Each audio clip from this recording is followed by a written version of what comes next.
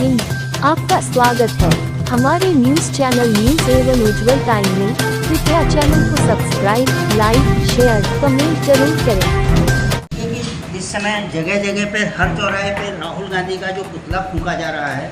कांग्रेस के सबसे उच्च पद पर वह हैं जो कि इस समय उनका विरोध दिखाया जा रहा है और जगह जगह पुतला फूंका जा रहा है। क्या कारण है? राहुल गांधी जी भारत के सबसे पुराने पार्टी कांग्रेस पार्टी के विपक्ष के संसद में नेता हैं और इनका पुतला पूरे भारत में फूंका जा रहा है। उसका कारण ये है कि जिस तरह से ये अमेरिका में जाकर के भारतीय लोकतंत्र के विरुद्ध में जो इन्होंने वहाँ पर षड्यंत्रपूर्वक भारत विरोधी विदेशी ताकतों के साथ मिल करके जो बयान जारी किए हैं और उसी बयान के तहत भारत में जो उत्पात मचाने का इनका कार्यक्रम बराबर होता रहता है, उसका विरोध है। इन्होंने अभी जो है वहाँ पर जाकर के जो षड्यंत्र रचा कि बांग्लादेश के तर्ज पर भारत में भी तख्ता पलट, चूँकि भारत एक लोकतांत्रिक देश है और यहाँ पर बांग्लादेश वाली स्थिति तो होना नामुमकिन है, क्योंकि यहाँ का लोकतंत्र बहुत ही मजबूत है। और इन्होंने जो एक आरक्षण पर बयान दिया था कि अगर संविधान में इक्वलिटी आती है तो हम आरक्षण को समाप्त करेंगे, उस पर रामदास अठावले का बयान आया कि हम पूरे देश में आरक्षण समाप्ति के राहुल गांधी के भाषण पर मैं जूता मारो आंदोलन चलाऊंगा। तो ये इन लोगों का है जो आरक्षण का विरोध किस तरह से करते हैं उनके विपरीत में है। दूसरी बात, जो इन्होंने सिख समुदाय के ऊपर और भारत के लोकतांत्रिक व्यवस्थाओं के ऊपर आघात किया है कि यहाँ पर सिखों को पगड़ी, कड़ा, केस, कटार जो उनका पहले का चिन्ह था जिसको वो इस्तेमाल करते आ रहे हैं, भारत में कहीं भी प्रतिबंधित नहीं है। और अमेरिका में जाकर के इस तरह का बयान देना वो भारत विरोधी बयान है और एक बहुत बड़ा भारत के साथ षड्यंत्र की ये जो है वो है, उसके चलते इनका विरोध हो रहा है। ऐसे तो ये विदेशों में जाकर के भारत के विरोध में जिस तरह से आवाज़ उठाते हैं उसका ये प्रतिफल है। एक और है कि जो कि अमेरिका से आया हुआ 2 वारंट, अरेस्ट वारंट है, उसका क्या मतलब है कि किसका ये है? ये आपने अच्छा प्रश्न किया और मीडिया के बहुत से लोग यूट्यूब पर ये चल रहा है कि अमेरिका से भारत सरकार और भारत के सलाहकार अजीत डोभाल और पूर्व राज चीफ सामंत के विरुद्ध एक समन आया है, एक हत्या के साजिश का, लेकिन वो अमेरिका सरकार का समन नहीं है। यही तो वहाँ से जो षड्यंत्र रचा जा रहा है और आज मीडिया के अंदर लोग प्रचार कर रहे हैं कि मोदी जी अमेरिका में आएंगे तो भाल आ जाएंगे तो क्या गिरफ्तार होंगे, क्या ये होगा वो होगा, फ्लड अनर्बल टाइप के दुष्प्रचार किए जा रहे हैं। लेकिन इस संबंध में मैं आपको बता देना चाहता हूँ कि जो अमेरिका के द्वारा वहाँ का एक जिला कोर्ट है, उस जिला कोर्ट के द्वारा भारत सरकार और अजीत डोभाल पूर्व जो राज चीफ है इनके विरुद्ध एक समन आया है। वो समन पतवंत सिंह पन्नू जो कि एक खालिस्तान का आतंकवादी है, जो भारत का मोस्ट वांटेड व्यक्ति है, जो अमेरिका और कनाडा का नागरिकता लिया है, जो निखिल गुप्ता के नाम से जो निझर की हत्याएं जो हुई थी उसमें राज एंड के ऊपर जो केस चलाया जा रहा है, उससे इसको जोड़ करके एक फर्जी तरीके से वहाँ से सम्मन जारी किया है। दुनिया के अंदर कोई ऐसी ताकत नहीं है जो कि आज के परिवेश में भारत के प्रधानमंत्री और भारत के सलाहकार को गिरफ्तार कर सके। दुनिया के किसी भी देश के अंदर आज ताकत नहीं है। मैं एक चीज़ बता देना चाहता हूँ, जो कि आज भारत की मीडिया भी नहीं चला रही है, जो आज एक संगठन बन रहा है, जैसे सुरक्षा राष्ट्र परिषद की बात होती है ना, उसमें भारत को वीटो मिलने की संभावना है और मिलेगा भी, उसकी बात छोड़ दीजिए।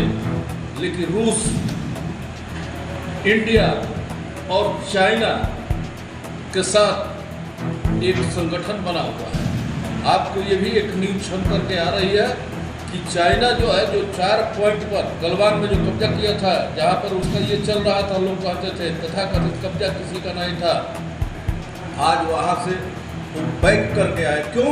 क्यों जानता है कि आज के परिवेश में भारत से हम अगर लड़ेंगे तो बर्बाद हो जाएंगे। आज कोई भी आदमी किसी भी देश का कहीं से युद्ध लड़ना नहीं चाहता। आज युद्ध के तरीके इलेक्ट्रॉनिक और मिसाइल के ऊपर आश्रित है। अभी आपने देखा कि लेबनान के ऊपर क्या हुआ था, पेजर बम फटा था।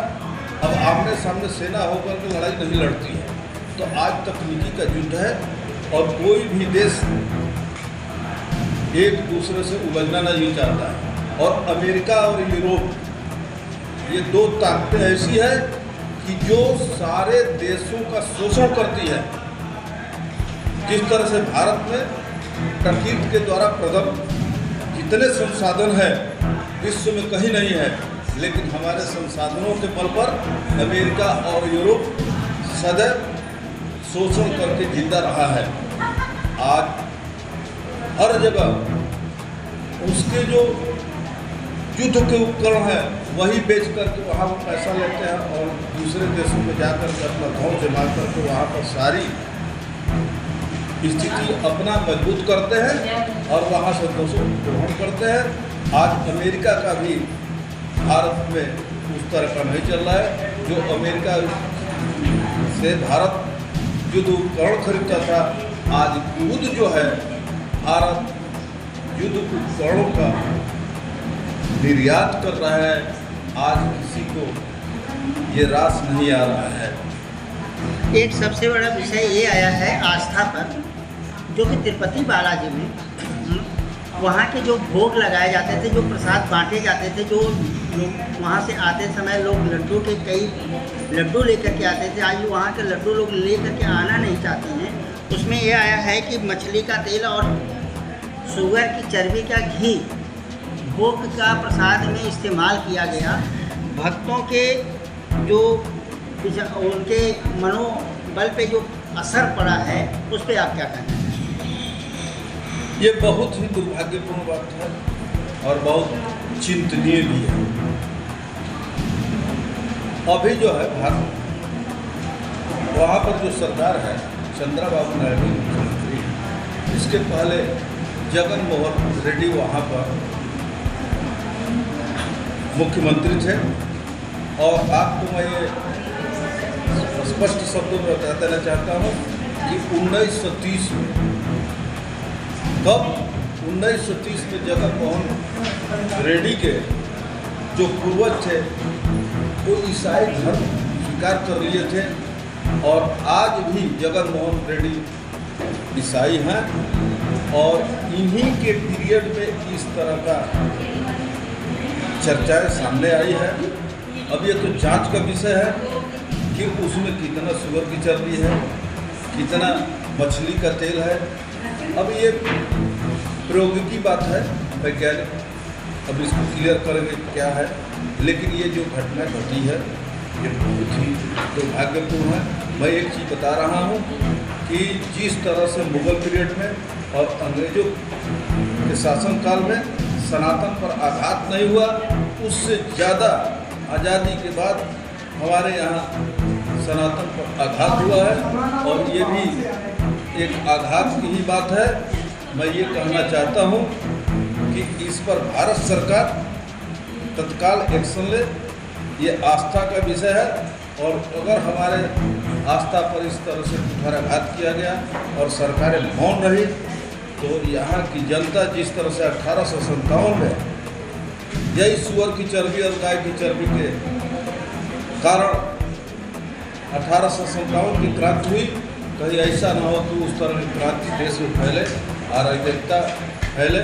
उसके पहले भारत सरकार इसको नियंत्रित करे और जो इस तरह की मिलावट की बात हुई है उनको फांसी से कम की सजा नहीं है। क्यों कि तिरुपति बालाजी महाराज हमारे देश का सबसे संपन्न मंदिर है और आपको ये भी पता होना चाहिए कि आज उन्हीं के सोने पर जो इनका कोष का सोना है उस पर वहाँ सरकार भी चलती है। सरकार भी कर्ज लेकर के मंदिर से कर्ज लेती है। आपको ये भी पता होना चाहिए कि 16,000 करोड़ रुपया जो है तिरुपति बालाजी मंदिर कोष में है जो सरकार की मदद करता है। ये हिंदू धर्म के साथ खिलवाड़ नहीं है। जिस तरह से सनातन पर आघात किया जा रहा है और कुछ दरिंदे जो है इसके सहयोग में आते हैं। मैं हिंदू राष्ट्र निर्माण संघ के माध्यम से ये देश को आगाह करना चाहता हूँ कि इस पर तत्काल कार्रवाई करें और जो इसमें लिप्त है उनको फांसी से नीचे की सजा नहीं होनी चाहिए, तत्काल उनको गिरफ्तार करना चाहिए।